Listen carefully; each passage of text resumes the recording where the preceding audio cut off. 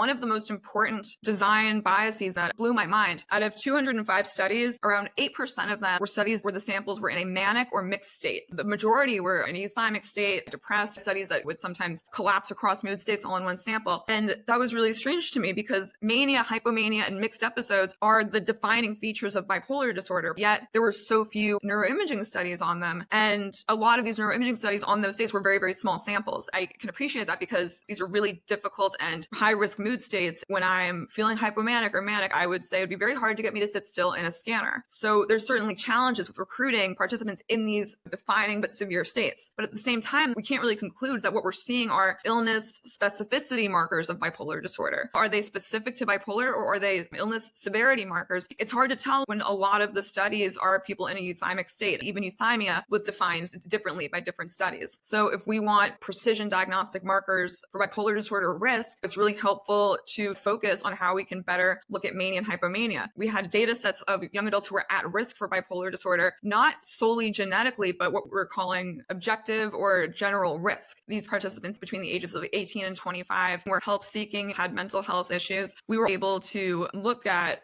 what makes someone objectively at risk for bipolar disorder? Because I've inherited it, but where's the starting point? It has to start somewhere. We were able to look closer at that risk using an amazing scale, the Mood Spectrum Self-Report. It's really long, 169 questions. It's a binary questionnaire, yes, no. In my opinion, it's the richest measure that captures and asks questions about the whole phenomenology of mania, hypomania, and depression. It's designed to look at mood spectrum, so subthreshold and threshold level symptoms throughout someone's life. Using this scale, I had access to 3 independent samples, around 100 people each. We wanted to ask what neural measures of functional activity are differentially associated with mania risk versus depression risk, and how can that then help us possibly identify mania-specific risk markers of bipolar disorder, aka bipolar-specific markers rather than markers for other psychopathology or major depression. What we ended up finding, we identified several patterns of neural network connectivity and activity that both distinguish and were common to mania, hypomania, and depression.